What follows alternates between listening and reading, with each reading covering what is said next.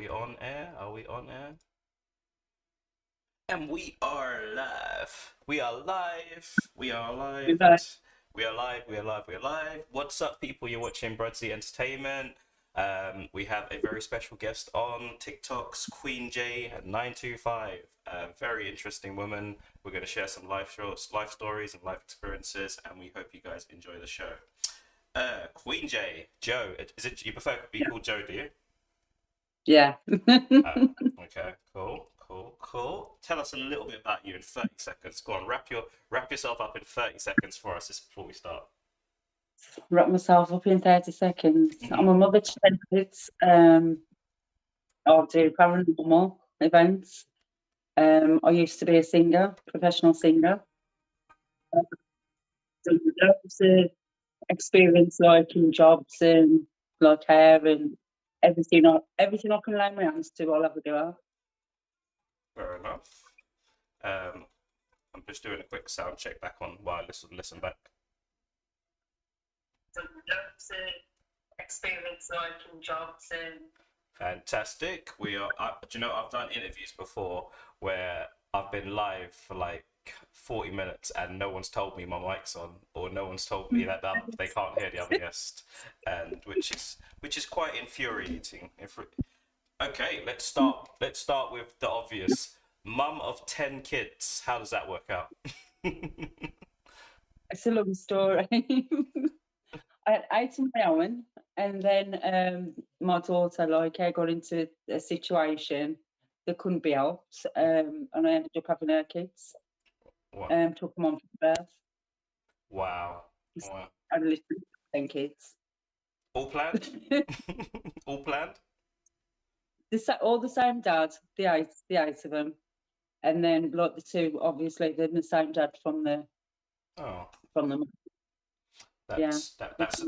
That sounds like a hair pulling experience raising like 10 children. To be fair, with 8 kids, it was easy. Okay. It's just like I find it harder now, just with them. Because with Martin, they'd come shopping with me, and it'd be like they'd all be there with me. They wouldn't move. They'd just go like, say, "Oh, can you get me this? Can you get me that?" And they'd be like chucking everything in, and they'd just like it was just a brilliant day out. Even like to the park, we'd go to the park and that, and they'd all walk in the line holding hands. Do you know what I mean? Wow. There was that good, but like the two little ones, it's just like I don't take them shopping with me. I can't, because them sliding down the aisles and them crying, having drama. And I thought, no, do you know what I mean? I'll leave them at school and I'll do my shopping then. Fair enough. It's nice. It was good experience. Oh, okay. I imagine as well with like 10 kids, when you've got like when you do have a lot of other kids and some of them are older, they can always help out as well, can't they? They sort of just play together and look after each other, and you can sort of sit back and get a rest at some point. Yeah, they do. They do, like they help one another, because it's like the older ones help the younger ones. Okay. Like if you make them out or anything, they'll hold their hands and stuff like. So it was way better for me having them all together and like close together as well. Okay. But, it was mad because I was working as well. Wow. I was working 3 jobs as well at the time. Wow, working 3 jobs. So I imagine the older ones had to sort of take some responsibility roles in there. But, when did the fella sort of disappear from the picture then? about I don't know, about 13 years ago, I think. Wow, 13 years. Are you still in contact? Is it still an amicable relationship, or? Well, at first it was, but like now it's a bit like we speak to one another for sake of the kids. Okay. You know, like if there's anything going on, like a wedding or something like that, or a birthday, then we'll speak. Like, but that's about it. Fair enough. And there's never once have I slagged him off to the kids. You know what I mean? I've never just like disrespected him or anything in front of the kids. Do you know what I mean? Yeah, and that's actually really rare nowadays, you know, because a lot of women, they sort of, when they're in their relationships, it's like if as soon as it breaks up, some of them manipulate the kids to try and like hate the dad, and you know, like, and that's that normally comes with a lot of problems. Then it's like the kids are torn, but it is really nice if you're able to sort of end sort of like, you know, like end nicely. It's hard, as nice as possible, you know. But it's some women are out there. Some women are out there, boy, and you know they've got the ex-husband going crazy, kicking off doors, and because they can't see the kids, dragging it through court, and all the rest of it. That's the thing. It's like, why use the kids as a weapon? Do you know No. what I mean? Why use the kids as a weapon? At the end of the day, they need the dad, they need the mum. And if Mhm. the dad's there willing to have the kids and look after the kids, do you know what I mean? I don't understand why some people do it, even if they hate that person. It's like me. I could like every time I see him, my rage inside, but Mhm. like I just get it off at a level. Mhm. Do you know what I mean? Yep, I hear you. I hear you. Sorry, I'm just having some technical issues for one for well. My problem is I try to play with stuff while I'm talking to people, but and it doesn't help that I had a cider as well, people, and yeah, so Well, you can have a drink on there. yeah, today's sponsor. I think you had one. What I was trying to do was trying to read the chats at the minute. I think we had one of your kids in chat, and she was saying that Oh, my kids. I think one of your kids. She said you got 16 grandchildren too. 16 grandchildren. Your life must be hectic. Wow. That, who Uh, was that one? Do you that was Dina Pitts. Dana? Dana Pitts, sorry. 16 grandchildren. You kept that one quiet. Oh no, I just get called Mama Jam because I Wow. don't like. Do you know, like when I'm on TikTok and I'm like, I'm there and I'm live on TikTok and they come in and they go, Granny and this son of a go, yeah, I am. I goes, I'm the best looking granny you've seen, yeah. Fair And I enough. go, "Yeah, look." How old's your oldest grandchild? 10, I think. Wow. Wow. So they'll be on it. They'll be on it soon watching you, you know? They'll be like they'll be watching your TikToks and stuff soon. On there because I told them, like I says, like, you know, you've got to be careful on these sites and stuff like that, also, especially TikTok. Do you know what I mean? Yeah. And it's okay, it's just like a private account sort of thing. Yeah. And I will make sure it is because you don't know who it's about these days. No, honestly, there's some real saddos, real weirdos on TikTok. You do get it all. I Yeah. mean, generally you can find some nice people, like, but And I think there's a lot of weirdos still. yeah, there is definitely. And my daughter, Dana, Mhm. like, when I first went on TikTok, right, Mhm. I wanted to like just get above them sort of thing because they got like so many followers. And I went, I want to try and get above you. And they was giving me, now you'll never get above me. I've got about 100 and something followers. And then all of a sudden I went, boom. And every time I put on a TikTok, I'd come up on a page. And I was getting that fed up of me coming up on a page. Mhm. I deleted and blocked me. And it did. Fair enough. You mentioned TikTok, so that's obviously one of the reasons why I saw you on TikTok doing your little you was having your little night raves every other night, and I thought, oh, let me have a chat with this lady, see what she's about. So what sort of brought you to TikTok? I know we touched on it briefly yesterday, but what sort of brought you to TikTok? And you know, It was just during lockdown, like everybody else, during lockdown, not being able to get out, and it's like having the kids and stuff like that. And it was just mainly for the music and the lip syncing and stuff like that hmm because I love music, singing, dancing, all that. And that was the only thing that brought me to TikTok and kept me there, and yeah. like doing challenges and stuff like that. Yeah, Mm. I mean, a lot of people. I mean, a lot of people like obviously it started with kids just being kids on it, and then obviously like the older generation started looking at it and thinking, oh wait a minute, it looks a little bit of fun. I can do that. And then Yeah, we got a little pushback, but I think the youngsters have accepted now that you know the oldies know how to do it best. Basically, they got no choice, have they? they They've got got no choice. no choice. We do it best as well. If you like, you look at most of the content creators, it's more like the older sort of, you know. older mums Yeah. and stuff that do pretty well on TikTok. Everyone, everyone's got a niche, everyone's got a market, whatever. But we do tend to do well. So what has TikTok done for you then? Because a lot of people say that TikTok is like they were lost, they were depressed in their house, they had nothing to do, and then they found this TikTok app where they can just talk. It's like having your own TV channel basically. It's like you can just turn it on and be yourself. Gives you more confidence, I think. Hmm. Because since I've been on TikTok, I've had a lot more confidence. I mean, at one time, like as I said, we did this this paranormal filming, and I hated the fact when people put the camera in my face, and I was like this. I don't know how to put my face or how to like sort of, you know what I mean. I was just like shy, camera shy, really camera shy. Hmm. And now it's just like I'm like, look at me, I'm here. Yeah, I think it's like that anyway. If you see yourself on camera or you hear your own voice back over, it sounds it can be very cringing. But the first time I heard my voice back on like a video or something, I was just like, oh my god. But then you just have to accept that's who you are, that's you, and and that's how you look. There's no point trying to change it. This is you, and accept me how I am. Exactly.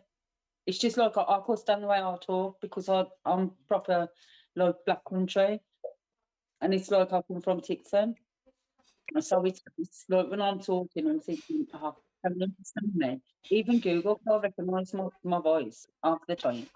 It's like comes up with something else, and I'm giving no, I don't know, and I have to type it in. I wouldn't even worry about that. That happens to me all the time. I'm like, I try to speak to Siri or one of those things, and it's just it doesn't work. It doesn't work. No, yeah, it's funny. Okay, so you mentioned paranormal. We were talking about you're into your ghost hunting and stuff. Tell us a little bit about how you got into that. Um, I think it was when I got with somebody else after my partner, Mhm. and he passed away, and now I'd always been interested in like paranormal and tarot cards and stuff like that since a young age. Mhm. And then I asked this group to come round to do an invest in the house because I was having like sort of things happening in the house and stuff. And they come round, and like when I was there, like I was saying stuff to them and about like what I've done, obviously, and they was going, You're quite interested, you know quite a bit, are you? And like they said, you ought to come on and invest with us. So I went to an invest with them, and I was picking up like loads and loads of stuff. And they said, I think you should be on our team. And then the next time we went out, they give me a t-shirt and they said, you're on our team. Mhm. You know what I mean?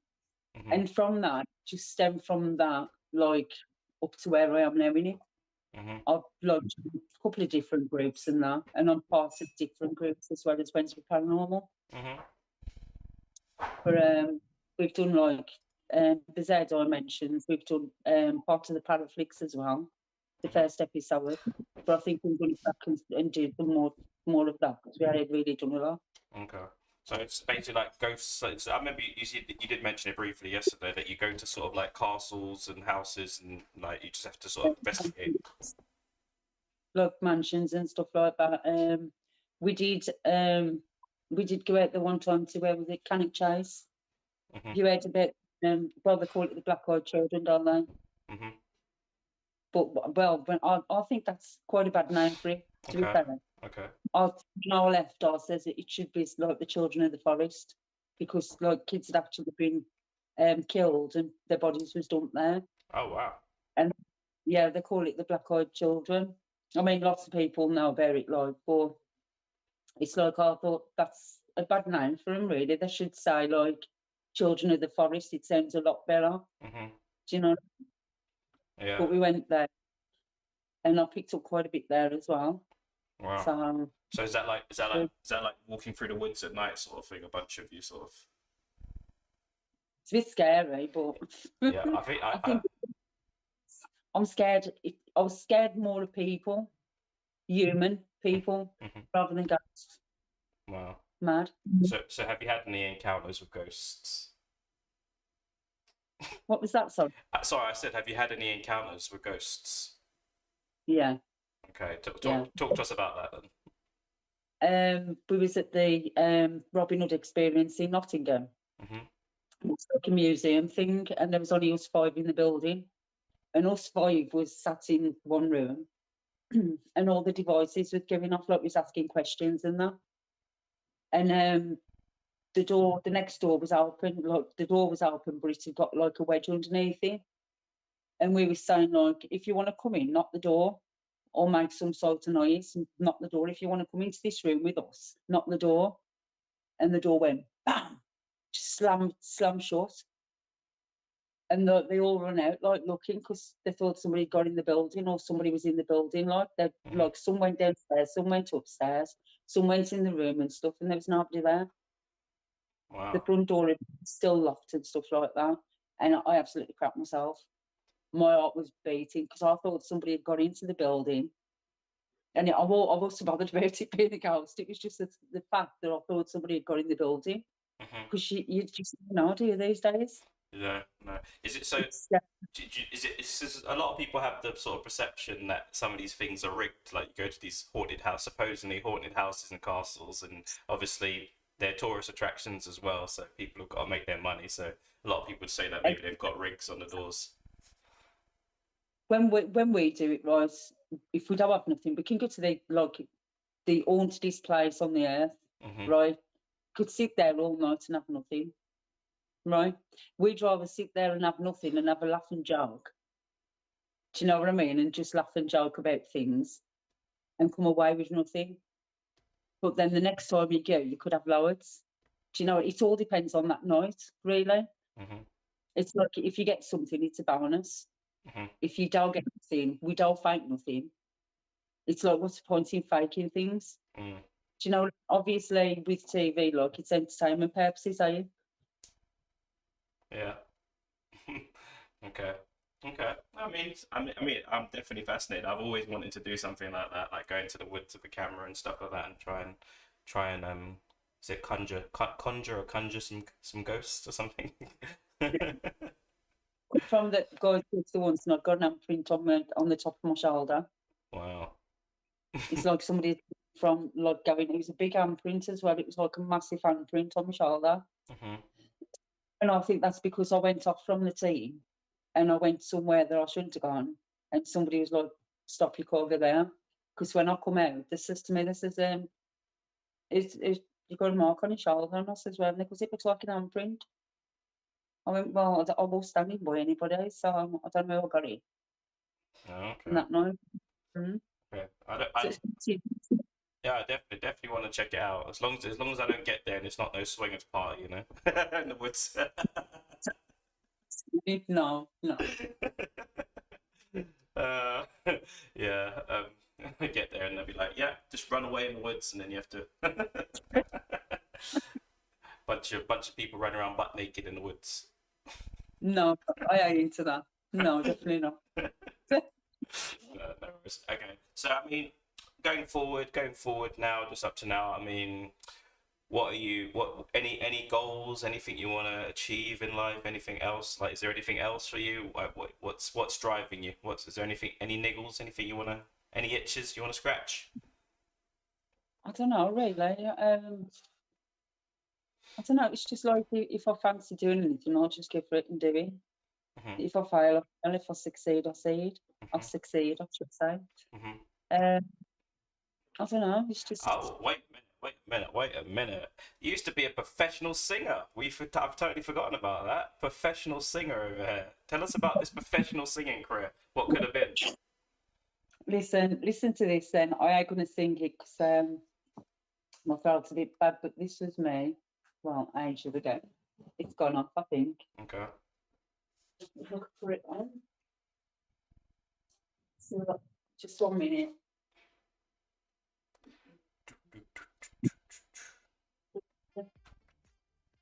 This was me when I was doing a recording.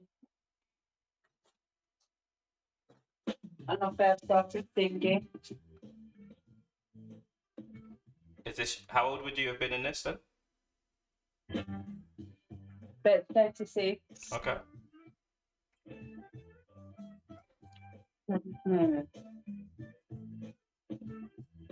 Yeah.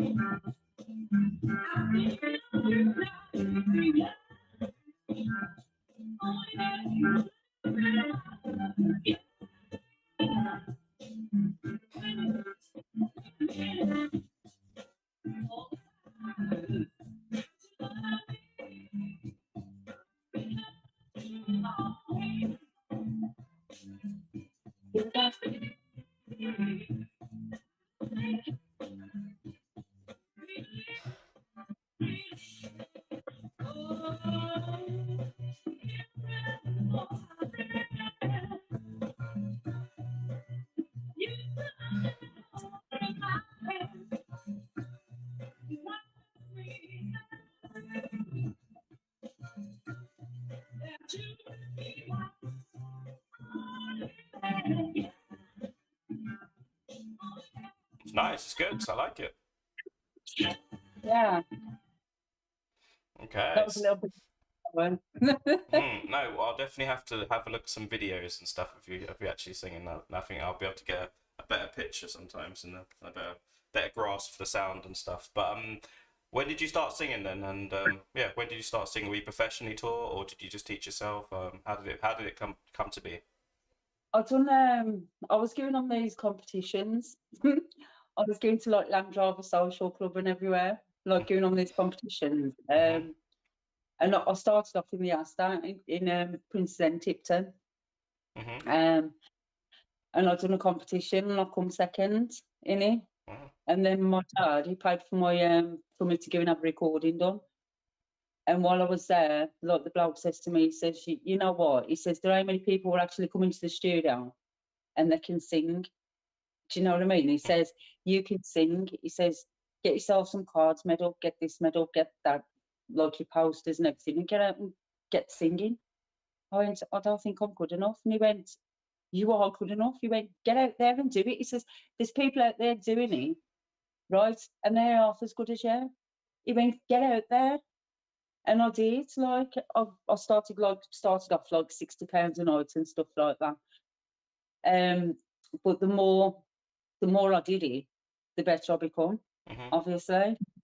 So I was just buying new equipment and stuff. And I used to I'd buy like the Dynacord amp and the Dynacord, the Shaw Beta mic and stuff like that, all the top gear like. And I was just all over. I did want to do caravan parks and stuff like that as well. But the fact that I've got 8 kids, it was a bit awkward at the time because of having all the 8 kids like at school and stuff like that. I wouldn't have been able to have done it. But I was eventually singing all over, like Worcester everywhere. Oh wow. Place. And I done it like for about 5 years, I think it was, something like that, 5, 6 years, professional singing. Wow. Then when me and my partner split up, like I had to, like, I come to a point where it was either a roof over my head and food on the table or sell my stuff. Or singing. Oh yeah, sometimes that happens. Sometimes it happens in life. You know, kids come and then bloody kids come and get in the way of everything, don't they? I'm joking.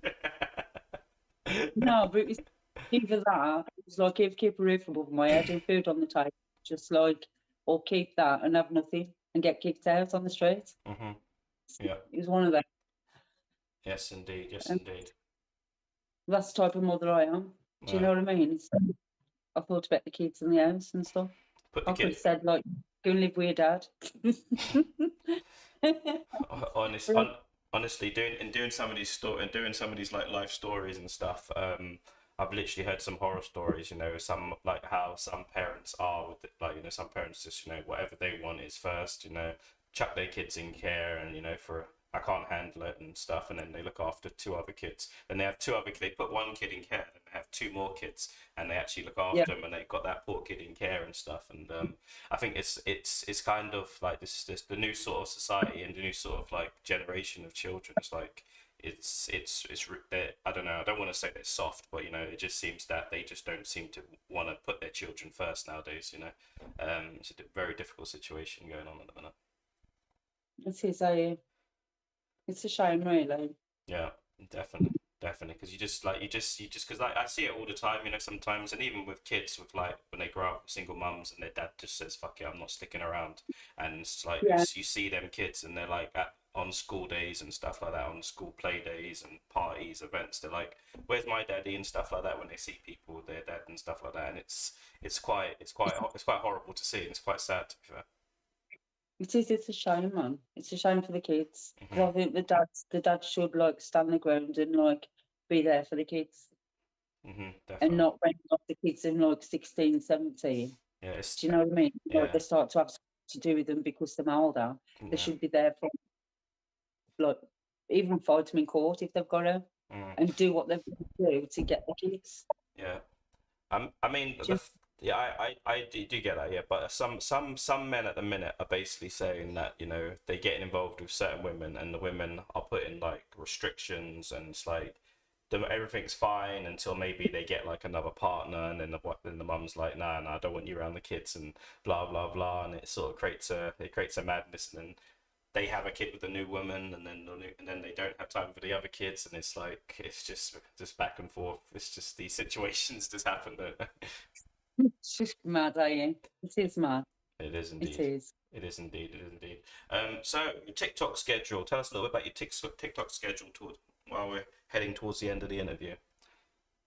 Um, it's just like I do my TikToks during the day when the kids are at school, Mhm. or like when I've got a bit of time, I'll do live usually like weekends, say Fridays and Saturdays, maybe a little bit on a Sunday, but that's only when the kids are at school. Like the next day. Mhm. I'll probably be doing live a couple of nights this week now because the kids are off school, but Mhm. it's like you ain't got to get up and rush to school, have you? So that's No. just my tour for it.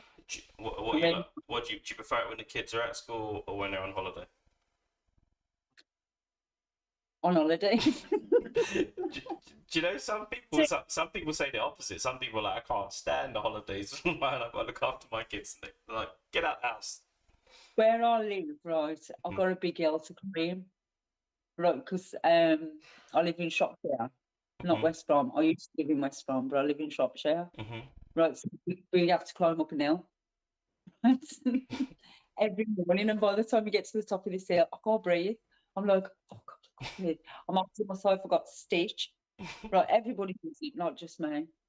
Wow. And you have to do that like 2 times a day, so it just kills me. You could drive, but the roads are like that. And I thought, I can't be doing with that. Wow. Not first thing, Wow. no way. You need to send me. I might have to Google Earth the hill so I can actually visualize this hill. Is it very steep? I Is it? actually, I actually took a picture of it the other day. I was coming out the school and I took a picture of the drop, Wow. actually the drop bit, right? And it's like flat on the top, and then it just goes down like that. Mhm. I said, you know what? Climbing up there is like climbing Mount Everest. It's got to Mhm. be. Okay. I don't think I don't think I'd make the top of that one. But it's like just the rush of the morning, like when if you get up late especially, and then you got to rush up there. It's just no chance, man.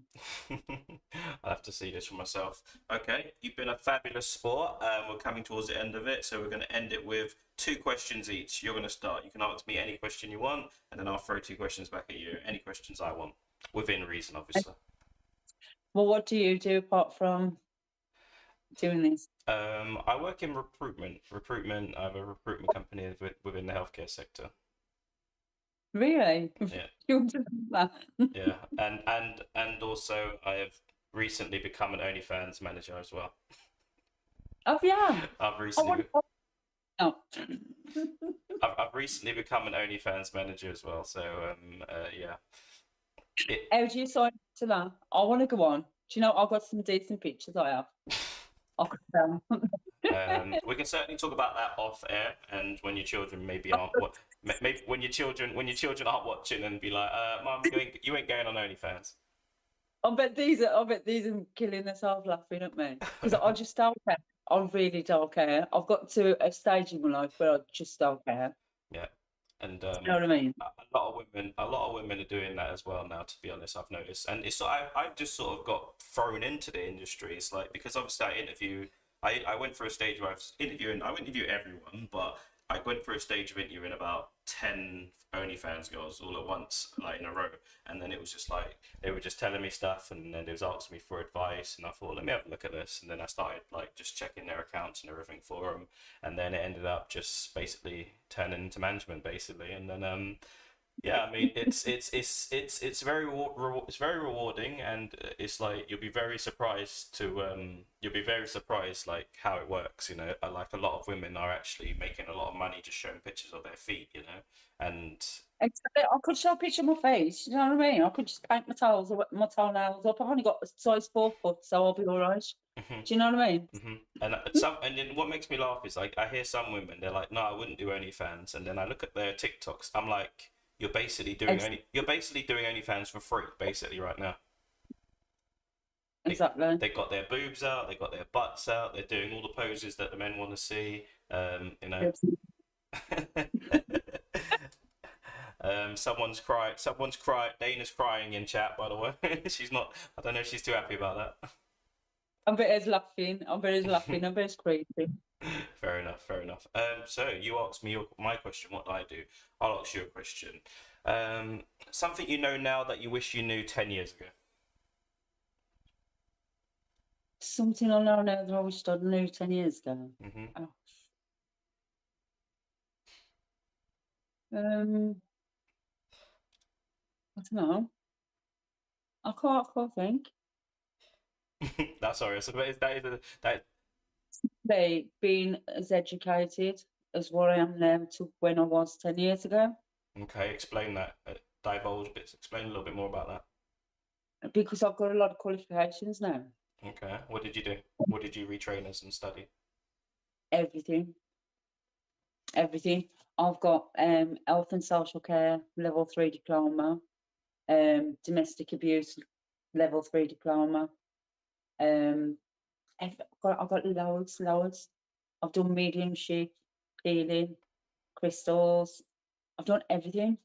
Hmm. Meditation, positive psychology, everything. Wow. Whereas like 10 years ago, I got nothing. Okay.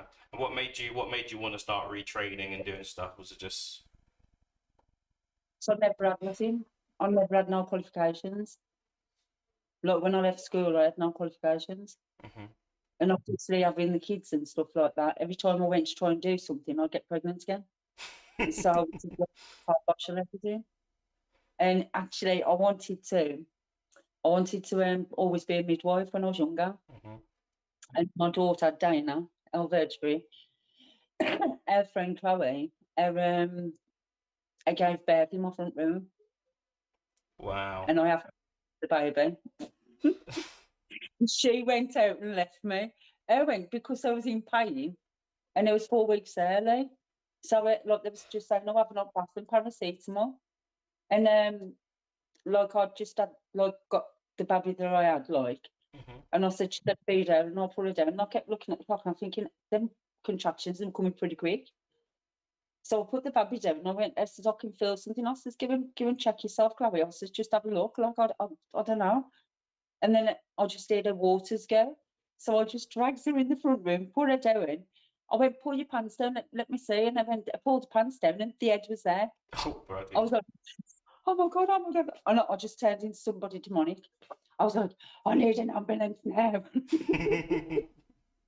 And then by the time these got back, like I delivered the baby and everything, the baby was fine. And by the time these got back, I went, oh, thanks for your help. You just left me here with your mates and I've had to deliver the baby. Wow. Do you know? Yeah. Wow. Well, no one better experienced than yourself anyway, because you've obviously done that 8 times before. And that's it. I just like come naturally. But I'd always wanted to be a midwife. So that was like, that was one thing that I was proud of. Do you know what I mean? I had that chance to Mm-hmm. actually do. And with first aid as well. Sorry, I can go on forever. There's just like loads of stuff. Mm-hmm. The domestic violence stuff. What made you want to go into sort of that? Because I'd suffered it for 24 years. Oh, okay. Wow. But it's made me who I am today. It's made me a stronger person. Do you know what I mean? Mm-hmm.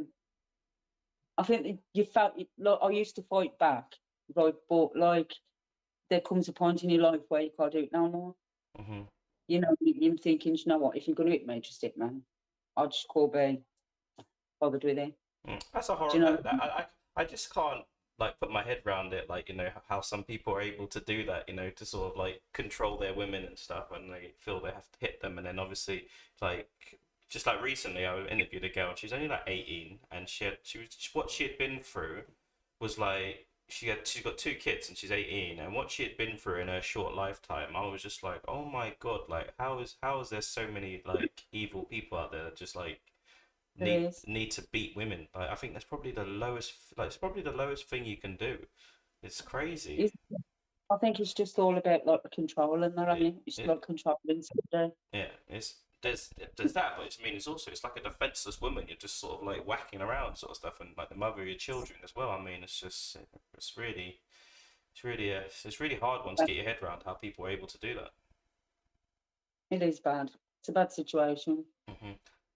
Um, So with your qualifications, are you able to, have you been able to sort of speak to women that have been victims of domestic violence and stuff? not actually done anything with it. Do you know what I mean? I've got all the qualifications I need, but I need to do something that's going to be around the kids in school sort of thing. Hmm. But I have to find anything what's going to be around the kids in school. Do you know what I mean? Hmm. Well, Unless it's to somewhere. well, I've got the perfect pot spot for you, you know, because I speak to a lot of women, and I'll have you. You can come in and speak. I can refer you to them. I'll refer them to you, so you know they can speak to you. But I do speak to a Yeah, lot of women that have been victims of domestic violence, and obviously, it's just obviously a lot of people need help and stuff in terms of that. You know, some start giving the right advice. yes, Do you know indeed. what I mean? Right advice, and I'd help them as much as I could as well. Definitely, definitely, guys. So, there's anyone? Oh, wait, if there's anyone out there suffering domestic violence, you can hit QUEENJ925 up on TikTok. She's studied, she's been through it, and you know she's got a wealth of advice, I imagined, for people Thank you. going through that. But Thank yeah, I will definitely send some people your way as well, because mental health as well, and mental health is such a big thing at the minute. You know. This is what I was talking to online not so long back. I was just talking general. This is like about like mental health and men and stuff like that. And like men find it harder to speak out about mental health than women do. Hmm. They don't feel like there's enough support out there for the men. Hmm. Do you know what I mean? Hmm. I think Or them too much like too was macho. the they got too much pride to go and ask for help. Yeah. I think it's Do you know? just. Yeah, I think it's just. I think the sad thing is as well. It's you know men. Obviously, if you're looking providing for a family, you're trying to make ends meet, and you've got the pressures of providing for your family and going through that all. And the moment that goes, if a man loses that ability to start providing for his family, then that can put men in a really bad spot. Like, and even just the thought of maybe even I might be losing my job, even what that does to some men, you know, and it just Yeah. puts so much pressure on them. But they just feel that they just can't talk to anyone because, like, some men, I've seen it. Like, some men have spoken to their wife, and some women aren't. Some women aren't equipped sometimes to deal with their problems, you know, like to deal with a man's problems. So like these guys, they have to get professional help. Otherwise, you know, it's a big issue. It's hard. It's hard for them. Hmm. It really is. I mean, obviously, like my brother, like he suffered with his mental health and stuff like that. And he ain't no more. Oh, Do okay. you know what I mean? Yeah. So I mean, that to me, like it does hit my heart a little bit. Yeah. And that was what I was about on TikTok. And then like, loads and loads of people started opening up to me. Do you know what I mean? And saying, "Oh, what I've been through this, and I've done it." And I was getting like, "I'm sorry to hear about that." Blah blah blah. My inbox is always open. If you ever feel like you need to talk to anybody, just shout it me up, like. Hmm. Do you know? And that's it. But it's like some of the time you don't want to get too deeply involved in them. No, Do you know what I mean? it, It's there and give them advice, it's a very tricky one. It's a very tricky one. especially if you're a woman. Hmm. Do you know what I mean? Especially if you're a woman giving like male advice and stuff. It's happened in that line before, like with my friend. Um, I started like giving this person advice. He got mental health problems and stuff. He kept going to see her and see her and see her, and then all of a sudden he had this idea that there was a couple. and This it needs to all around their partner up. this is the problem that a lot of women face. Like, you know, like a woman like yourself, you're very innocent, you want to help people, you want to talk to people, but then what will happen is you'll get this guy that likes you, and Yeah, he's opening up to you, he's talking to you, but what he wants to talk to you, he wants to open up to you, but he also wants something else from you. And that bond that yeah, you make, that bond that you make, it's that bond that you make with that person when when they open up to you. It's like you're basically their wife, you know, because they never spoke to anyone like this. All of a sudden they're speaking to you. They can contact you whenever they want. They can send you messages. It's basically a full-on girlfriend experience. So I think that's why there's obviously a code of conduct, and there's an ethics committee in terms of like when you speak to like psychiatrists and stuff like that, that you can speak to them during this time, this hour, that way. It's organized. You don't have 24-hour access to send them messages and stuff like that, and ask them, and then it always comes, how's your day going? And they can get confused, you know, and a lot of women have fallen by the wayside on that, because they just think, oh yeah, I'm helping this guy, and what you're actually doing is making this guy fall in love with you. just helping him. Do you know what I mean? But it's like experience like that I've had like in life. I've had quite a lot of experiences in life, like with different things, and it's like with my training as well. I done what was it? First aid. I done my first aid training. I done a two-day course, and about 4 weeks after, I went to Asda, and like there was this man on the floor, and he was drunk. I just thought I always had a bit to drink, but it reminded me of my brother. And I just sat there like, and I was talking. I says, "What's your name?" He goes, "Dave," and he was going, "Oh, you don't understand what I'm going through. I've got this and I've got that." And I said, "I do understand what what you're going through." Like he went, "Oh, you'll never understand." I says, "Mate, trust me, I do." And then he just like conked, and then like I thought, "Oh, he's just conked out like he's had a bit too much to drink." And I was like, "Dave, Dave, you come on, come round." And he got back up and he started talking, and then this nurse pulled up like because he went again. And I says, "Is he okay?" I says, "Oh, just collapsed." I said, "I think he's had a bit too much to drink." And I come up and had a look. And then while we was talking to him, he just like went funny like, and I was going, "Dave, Dave, you okay?" No answer. And I says to her, I says, "His lips have gone blue." And I went, "I'll go on to the car." And I bought one of them mouthpieces out. I says, "Will you do that?" And I'll do the chest compressions. So I started breathing like air in his mouth, and I was in the chest compressions.